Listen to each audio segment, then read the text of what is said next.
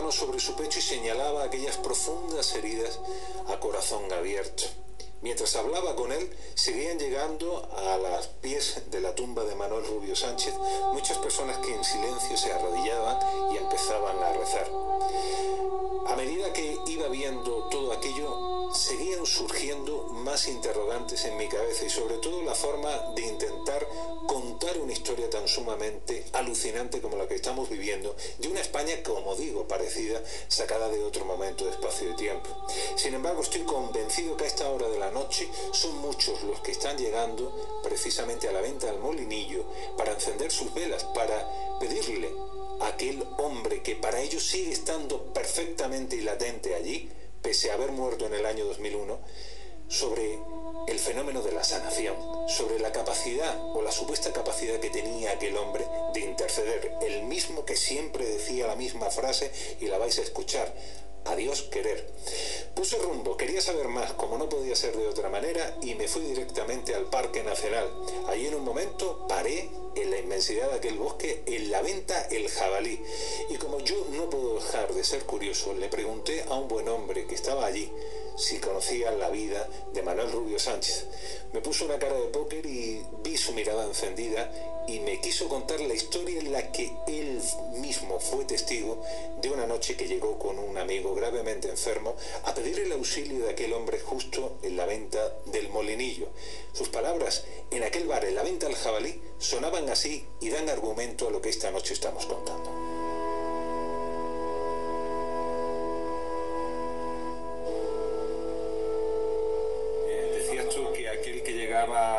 Cercano a la choza, él sabía que ya sabía que estaba allí, ya sabía la enfermedad que tenía, o bien el niño, la niña o la mujer. O sea que eso es increíble, eso es para, vamos, eso es que a mí algunas veces me pone el vello de punta.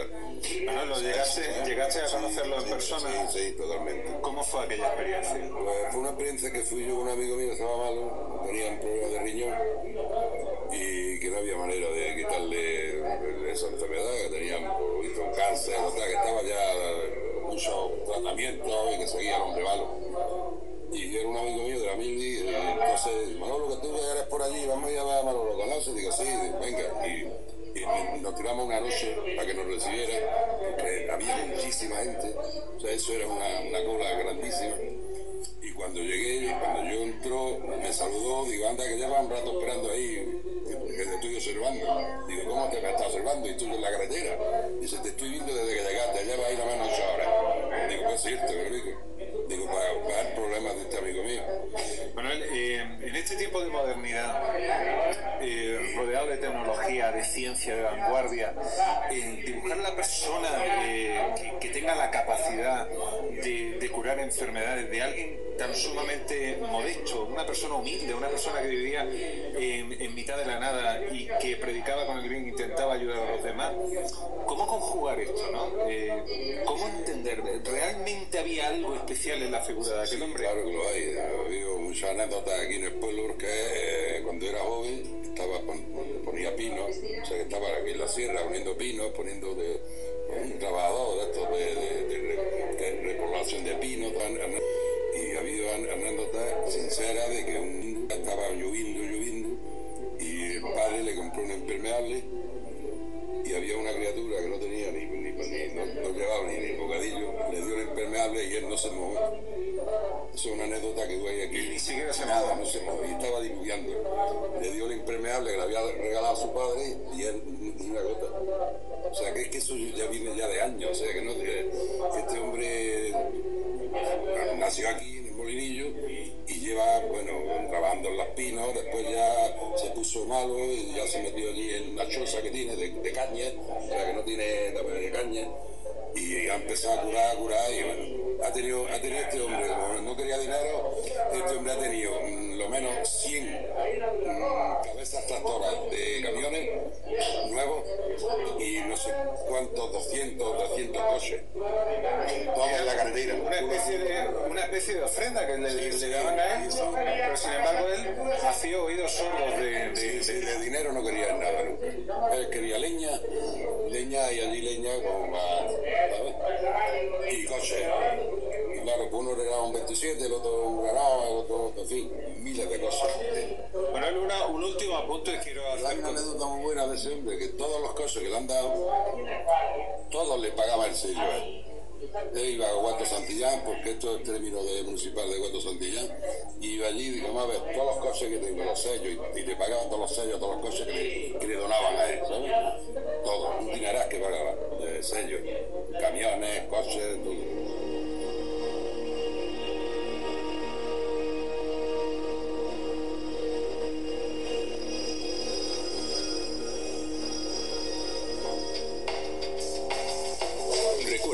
Todos los programas de La Otra Mirada están alojados en iVox, el portal de audio kiosco en internet con acceso libre y gratuito. Es Noche de Radio con iVox. ¿Embarcas? Una carretera. Una historia. Y tú, ahí en la noche. La Otra Mirada.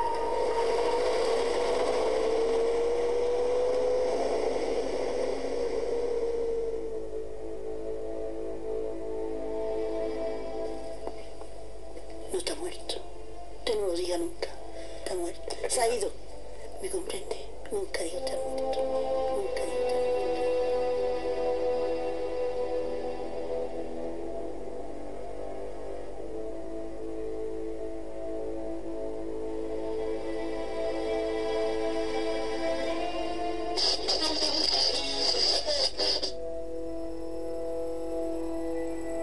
Manuel Rubio Sánchez nació el 7 de junio de 1937 en lo más profundo de la Sierra de Huetor Santillán, hoy Parque Natural, en el Cortijillo, a 1311 metros de altitud.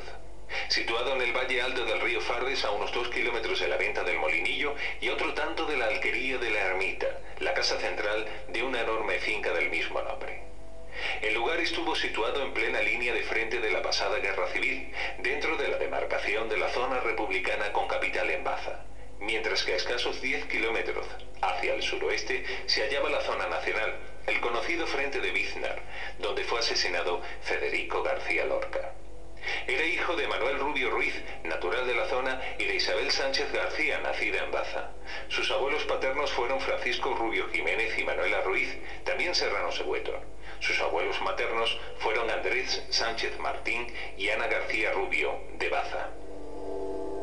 La inmensa mayoría de los habitantes de estas cortijadas permanecían como empleados en las tierras en propiedad de grandes terratenientes de la aristocracia hispano-francesa.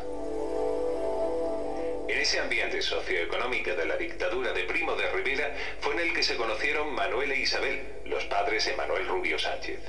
Él estaba empleado de porquero en la hacienda La Ermita, por aquellos años propiedad de Felipe Alba Romero, familiar muy cercano de Manuel Sola Rodríguez Bolívar, por entonces presidente de la Diputación, nada más acabar la Guerra Civil y posterior alcalde de Granada.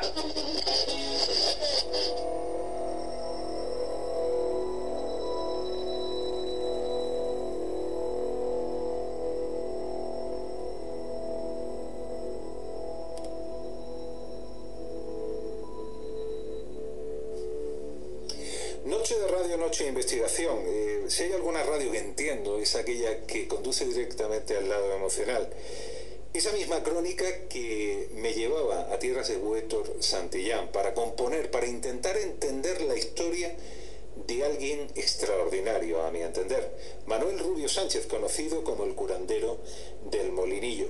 En el interior del coche iba pensando en cada una de las palabras y de los testimonios de personas que me había ido encontrando a lo largo de la mañana. Todos tenían en común que no habían tenido ningún tipo de reparo a la hora de dar fe a los micrófonos de forma abierta de lo que ellos consideraban como el prodigio, el milagro. Yo sin duda alguna aquí no puedo valorar ese concepto y mucho menos tampoco el concepto de la fe. Tan solo hacer crónica, tan solo mostraros la manera en la que yo me iba encontrando con la propia historia. Eran muchas las dudas que tenía en el coche porque no sabía lo que me iba a encontrar, ni tampoco, tengo que decirlo así, el tipo de gente que me iba a encontrar. Pero si uno quiere contar la historia, se tiene que adentrar, tiene que aventurarse y tiene uno que dejar los miedos atrás. A lo largo de la carretera, al final, llegué en un día plomizo y gris, justo a aquella curva donde se tienen, bueno, pues prácticamente en ruinas, 3 edificios. Uno de ellos es la venta del Molinillo, donde leía en aquella pared encalada: venta al Molinillo, jamón y pan casero. Aquella carretera de otro tiempo, sin duda alguna. Aparqué mi coche y lo primero que me encontré fue la figura de un joven, de un cabrero que iba con su ganado, un muchacho realmente joven. Y pensé, es interesante entender sobre todo la postura de alguien joven acerca de alguien que murió en el año 2001. ¿Qué historia conoce? ¿Qué me puede contar? Encendí la grabadora y me fui directamente a él. Y estas fueron sus palabras.